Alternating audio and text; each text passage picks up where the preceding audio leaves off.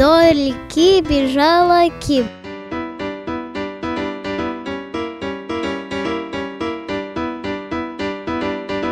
До реки бежала Ким. Был Аким совсем сухим. Побежал он поперек, весь до ниточки промок.